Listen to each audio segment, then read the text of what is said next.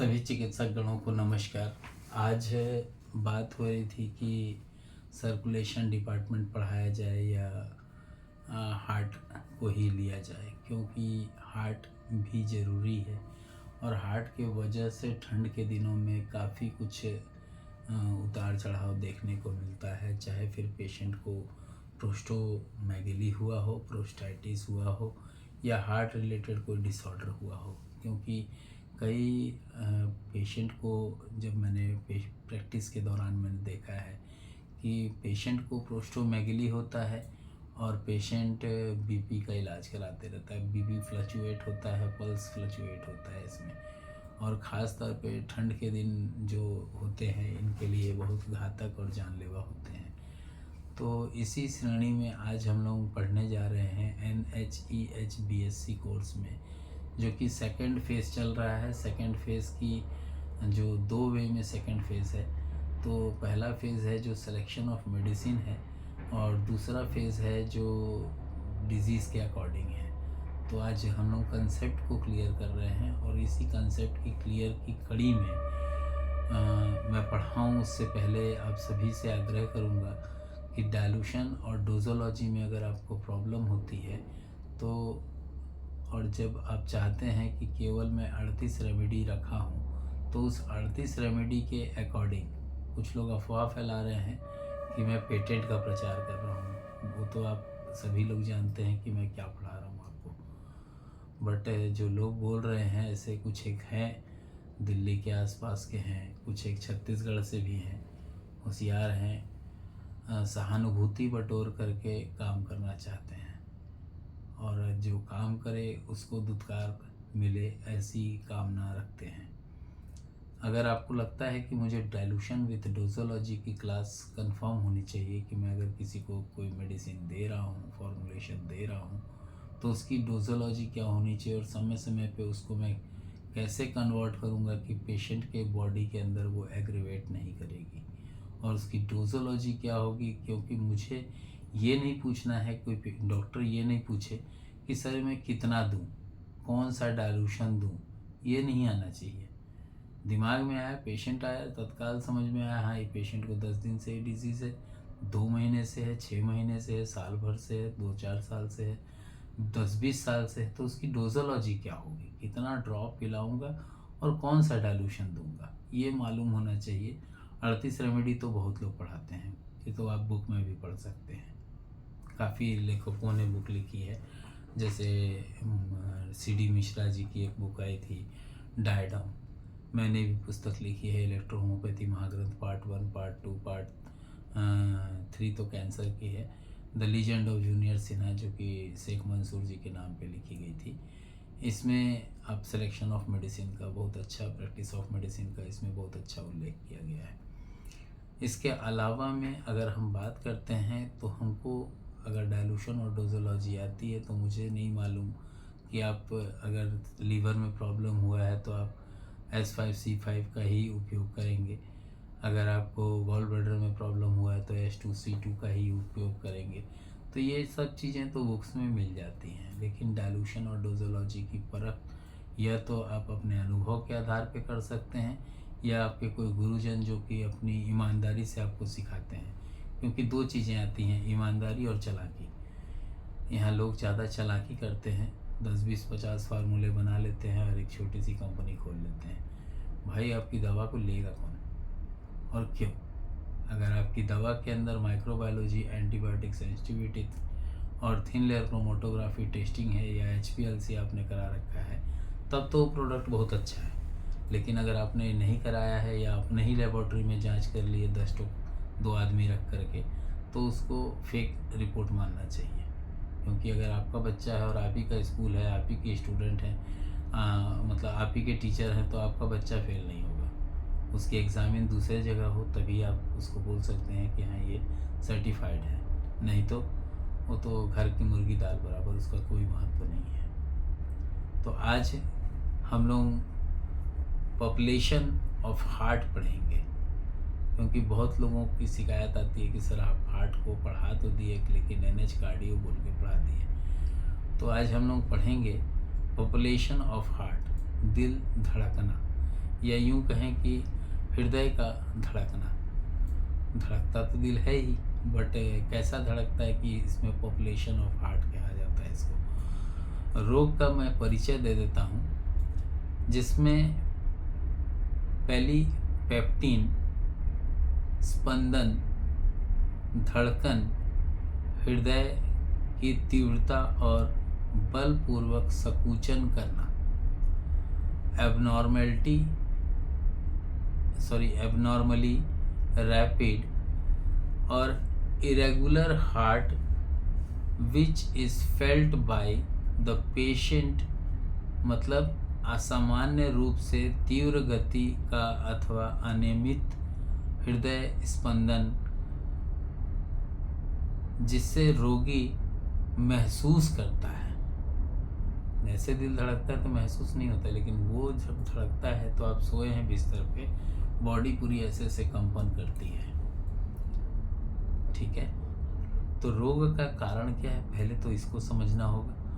रोगी का जो हार्ट होता है, कलेजा जो होता है, वो निम्न कारणों से धड़कता है। पहला फिजिकोलॉजिकल हो सकता है, जैसे कोई एक्सरसाइज एक्स्ट्रा कर लिया हो, कोई सुख या दुख का वेग आ गया हो, स्ट्रोक पड़ा हो व्यक्ति को, कोई सेक्सुअल इंसेक्टिसाइड्स या इंसेक्टिमेटेंट कोई प्रॉब्लम जनरेट हुई हो। इसके अलावा में चाय कॉफ़ी का अधिक सेवन करता हो व्यक्ति, तंबाकू, शराब या ऐसा कोई नशा जिसमें कंपनसेशन बॉडी करती हो, ऐसा एक देखा गया है। और साथ ही देखा गया है व्यक्ति चिंताग्रस्त तो नहीं रहता है, स्ट्रेस में तो नहीं रहता है व्यक्ति। इसमें कई बार देखा गया है, इसमें जो एक कंडीशन और आती है, इसमें हाई आउटपुट बॉडी के अंदर का जैसे एनीमिया, बेरी, इसमें थायरोटॉक्सिकोसिस एक डिजीज़ होता है, ए और वी फ्रैक्चुअल आदि। इसके अलावा में एक कंडीशन और आती है, जैसे नाइट्रेट्स की रेमेडीज़ या डिजॉक्सिन एक की जो मेडिसिन आती है, ये एक प्रकार का इंसुलिन ही बोल सकते हैं, या आप किसी प्रकार का इंसुलिन लेते हैं, उसके साइड इफ़ेक्ट के कारण भी आती है। अगर बात कर रहे हैं अपन हृदय की, तो हृदय जो होता है उसका तालमेल, या यूं कहें कि जो कार्डियक इरिदमिज जो होता है, वो सिस्टोलिक की अधिकता और एक मिनट यार, किसी का फ़ोन आ रहा है, मैं 10 मिनट के बाद उठाता हूँ इसको। एक कंडीशन आती है जिसमें पैरोक्सिमल टैकीकार्डिया और आर्ट्रियल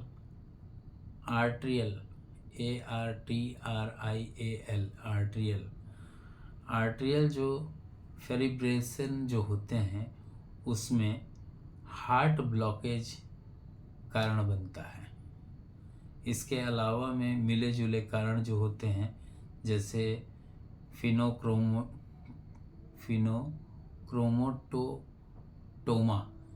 नाम बड़ा है इसलिए लिख के रखा है, तो ये चीज़ें होती हैं। और इसमें जो लक्षण देखने को मिलते हैं वो भी आपको मालूम होने चाहिए। इसमें रोगी को सामान्य से अधिक दिल की जो धड़कन होती है वो मिलती है। धड़कन के साथ ही साथ में बाएं कंधा जो होता है, जो लेफ़्ट साइड का ये वाला शोल्डर वाला पोर्शन होता है, मतलब इसके पीछे का, उस जगह पे एक तीव्र दर्द महसूस होता है। हृदय में एक धड़कन के साथ में रोगी को कष्ट का भी अनुभव होता है। ऐसा आक्रमण होता है कि उसको लगता है जैसे हृदय के अंदर कुछ चल रहा है या कुछ चुभा रहा है, कोई सुई भोंक रहा है। इसके अलावा में जब व्यक्ति को हार्ट के जगह पे पीड़ा होती है, तो उस जगह पे व्यक्ति, उस कंडीशन में व्यक्ति का नाक लाल हो जाता है और हार्ट जो होता है वो बेचैनी महसूस करता है। व्यक्ति महसूस करता है कि उसको बेचैनी हो रही है।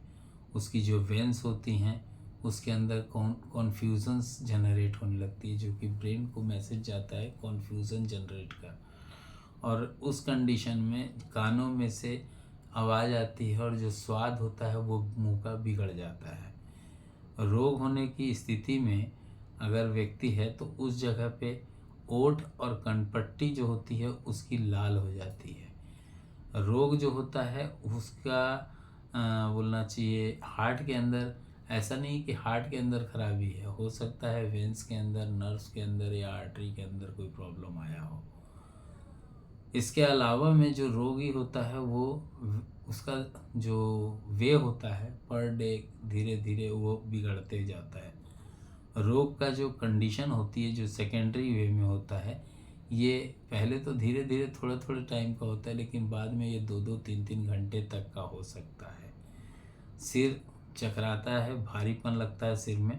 रोगी को कुछ दूर चलने के मतलब कुछ दूर चलता है या सीढ़ियाँ चढ़ता है या थोड़ी सी भी मेहनत करता है तो उसको थकान लगने लगती है। इसके साथ ही साथ में जो गति होती है, जो पल्स रेट की जो गति होती है वो देखने को मिलती है 120 120 पर मिनट।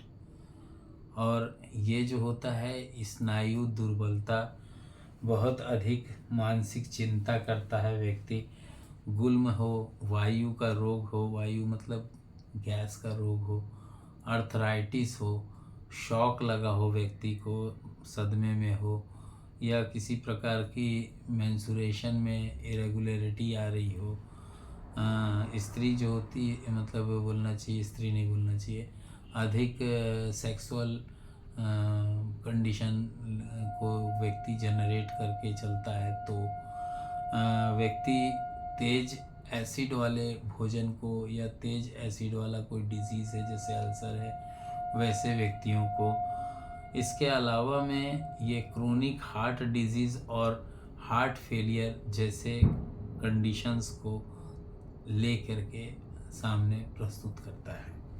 ये पॉपुलेशन ऑफ हार्ट की जो कंडीशंस होती हैं ये अलग अलग प्रकार की होती है, और इसको अगर हम लोग नहीं समझेंगे तो होता क्या है, हार्ट डिजीज़ में व्यक्ति को टाइम नहीं मिलता है, और टाइम नहीं मिलता तो आदमी निपट भी जाता है, चलते बनेगा ऊपर। तो इसमें याद रखने वाली चीज़ क्या है, स्वस्थ रहना है, हृदय को शांत रखना है, अनियमित रखना है। अगर लग रहा है कि व्यक्ति के अंदर कोई अनियमितता आ रही है तो उसको न्यूट्रलाइज करने का कोशिश करना है। मनुष्य मतलब व्यक्ति जो जिसको डिजीज़ हुआ है उसको अगर धड़कन सुनाई देती है तो बिल्कुल डॉक्टर से मिलना चाहिए। अगर लग रहा है कि नहीं धड़कन सुनाई नहीं दे रही तो नॉर्मल है। अगर फिर भी रोग की ऐसी अवस्था आती है और इतनी अधिक तीव्र हो जाती है कि व्यक्ति को बर्दाश्त से बाहर हो जाए और हार्ट का ऐसा लगे कि हार्ट धक धक धक धक धक धक करके महसूस करा रहा है, तो बिल्कुल उसकी पहचान कैसे करेंगे उस चीज़ को भी समझ लीजिए। लक्षणों के आधार पर रोग का कंडीशन देखते हुए ट्रीटमेंट चालू करेंगे। अगर कोई कठिनाई नहीं हो रही है तो हृदय के अंदर जो ज़ोर ज़ोर से और जल्दी जल्दी जो पंपिंग हो रही है उसमें रोगी जो होता है उसको आसानी से पहचान लेता है और आपको बता देता है। रोगी अगर किसी बड़े विकार से जैसे ऑरिकुलर फल्टर होता है, ऑरिकुलर फेबिलेशन और पैरामिक्सल ट्राइकार्डिया हुआ हो व्यक्ति को, तो ये अचानक आता है और अचानक बंद भी हो जाता है। इसमें रोग में जैसे हार्ट का जो रोगी होता है उसमें एक लक्षण जो हो बोले तो निश्चित रूप से ये मिलता है। अति विक्षण होता है व्यक्ति और निरंतर धड़कन व्यक्ति को मिलती रहती है। साधारण तौर पे जिससे धड़कन की चाल होती है, जो चलते फिरते में प्रायः शिकायत करते हैं कि वो हृदय रोग जैसे किसी भी रोग से ग्रसित नहीं है, लेकिन जब चेक किया जाता है तो उसमें बार बार दिक्कत करने वाली जो धड़कन होती है वो बिल्कुल मिलती है। इसमें एक व्यक्ति को कंडीशन आती है जिसमें खाना नहीं पचता है, भोजन खड़े खड़े भोजन बाहर आ जाता है, मुंह से आता है वो भी। तो रोग का परिणाम क्या होता है वो भी समझ लीजिए। जिन्हें ये रोग होता है उन्हें रोग के बार बार होने की संभावना होती है। विकृत जीवन पर्यांत तक रहती है जब तक वो जीता है। धड़कन अधिक होने पर हृदय स्थान पर कुछ पीड़ा, सिर चकराना, कान में ऐसा लगता है जैसे कुछ बज रहा है, अधिक बेचैनी, अधिक विकार और उपद्रव स्वरूप अगर हो जाते हैं तो उस कंडीशन में बहुत ज़्यादा डेंजरस स्थिति होती है। इसमें चिकित्सा की जो विधि है वो क्या होनी चाहिए, इसमें कुछ भोजन से रिलेटेड चीज़ें भी मैं बताऊंगा, और मेडिसिन तो आपको जो सिलेक्शन ऑफ मेडिसिन वे में चल रही है वहाँ से आपको सुनने को देखने को मिलेगा। बट अभी जो चल रही है वो चिकित्सा विधि है। वास्तविक चिकित्सा कारण को दूर करना चाहिए, जो कारण हुआ है जिसके कारण। उसके बाद मन को सांत्वना देना चाहिए कि ये रोग पूर्ण रूप से ठीक हो जाएगा। खान पान, रहन सहन, जो उसकी रेशियो है उसको नियमित, और जो आवश्यक ना हो, अनावश्यक हो उसको ना करें, त्याग देना चाहिए। खुली हवा में या खुली हवा जो सुबह की ताज़ी हवा होती है उसका सेवन करना चाहिए व्यक्ति को। इसमें नर्वाइन टॉनिक अगर व्यक्ति ले रहा है तो व्यवस्था के अनुसार ले सकता है। किसी प्रकार की धड़कन की जो रोग होते हैं उसके कारण जो उसकी समुचित व्यवस्था होती है उसका ज्ञान होना अति आवश्यक है। इसमें खाने वाला चीज़ और चिकित्सक जो होते हैं, सहायक चिकित्सक के तौर पे ये भोजन जो होता है ये आपका सहायक चिकित्सक का कार्य करता है। ये क्या होते हैं, खाने वाला चीज़ भी बता देता हूँ और नहीं खाने वाली चीज़ें भी बता देता हूँ। बाकी परहेज़ तो अब दवाई नहीं भी करेंगे तो भी ये परहेज़ से रिजल्ट मिलते हैं, बट दवाई करेंगे तो डिज़ीज़ क्योर हो जाएगा। और फिर आप इन चीज़ों को खाते हैं तो बहुत अच्छा है, नहीं खाते हैं तो भी कोई प्रॉब्लम नहीं होती है। तो पहले भोजन को समझ लेते हैं कि पथ्य क्या है, देने लायक क्या है। पालक है, तोरई है, कुल्फा है, मांस का जो शरोवा होता है जिसमें बकरी के मांस का शरोवा होता है वो, अरहर और मूंग दाल हो गया, नाशपाती, सेब, संतरा, अंगूर। अगर किसी का वज़न कम हो रहा है तो वहाँ पे आप अंगूर दे सकते हैं। ककड़ी, खीरा आदि रोगियों को सेवन करवाना चाहिए। क्या नहीं देना चाहिए, लाल मिर्ची, इससे एसिडिटी, एसिड बढ़ेगा। तेल, तेल से रिलेटेड जिसमें राइस बैन हो, इस टाइप का जो आता है ना, इन रिफाइन से थोड़ा बचना चाहिए। खटाई हो गया, गरम मसाला हो गया, चाय कॉफ़ी हो गया, गोभी हो गया, आलू हो गया, अरबी हो गया, उड़द दाल हो गया, तंबाकू हो गया, गुड़ हो गया, इनको भूल के भी नहीं देना चाहिए। अधिक मासिक धर्म हो या शारीरिक अधिक परिश्रम ले कर रहा हो व्यक्ति, या अधिक गरिष्ठ भोजन और उत्तेजक खाना खाता हो, पान, गुटखा, शराब का सेवन करता हो तो उसको तत्काल बंद कर देना चाहिए। तो इस तरीके से आज हम लोग जाने कि व्यक्ति को क्या खाना चाहिए, क्या नहीं खाना चाहिए। क्योंकि सहायक चिकित्सक के तौर पर उसको पूर्ण विश्राम कराने की आवश्यकता होती है। अगर किसी व्यक्ति के अंदर गला सूख गया मेरे भाई,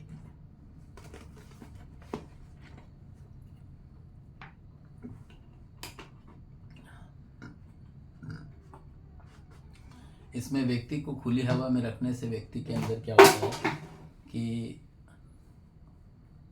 पॉपुलेशन जो होता है वो ऑटोमेटिक धीरे धीरे न्यूट्रलाइज होने लगता है। ब्रेथलेसनेस जो होती है, सांस फूलने की, और कई बार ये सर बढ़े हुए कंडीशन भी मिलते हैं तो वो न्यूट्रलाइज हो जाती है। बाकी जो इसकी मेडिसिन है, हार्ट की मेडिसिन A3 होती है, आप सभी जानते हैं, और विभिन्न प्रकार के डाइल्यूशंस में इसको देना चाहिए। ख़ास तौर पे D5 देना चाहिए। 5 बार डाइल्यूशन, 5 बार तोड़ना होता है D3 बेस को। किसी ने पूछा था भाई D3 है मेरे पास, आप ही से लिया था सर, और इसको मैं इस तरीके से तोड़ता हूँ, D4 बना लेता हूँ। भाई D4 कैसे बनाते हो? तो एक बार तोड़ता हूँ सर। भाई ऐसा मत करो, 4 बार तोड़ोगे तब जाके वो D4 बनेगी। मैं डाइल्यूशन थर्ड बोल के D3 नहीं बेचता, D3 बेच देता हूँ। उस D3 बेस को 1:10 तोड़िए, 1:9 से सीरियल में, जंपिंग में, 1 ड्रॉप मेथोडोलॉजी से, 1 ml मेथोडोलॉजी से, आपकी जो इच्छा है। 4 वे में हम मेडिसिन को तोड़ सकते हैं। 1:9 के अकॉर्डिंग ही इसकी जो मानक वैल्यू आती है, स्ट्रेंथ वैल्यू आती है, वो उतनी आती है। तो इसी के साथ मैं इस क्लास को विराम दूंगा। बहुत लंबा क्लास हो गया। आप लोगों से अपेक्षा करूंगा कि डाइल्यूशन और डोजोलॉजी आप अपना क्लियर करने 24 और 25 तारीख को मुझसे मिलेंगे। जय हिंद, जय इलेक्ट्रो होम्योपैथी, जय काउंट सीजर मेटी जी, जय नासक मेथोडोलॉजी।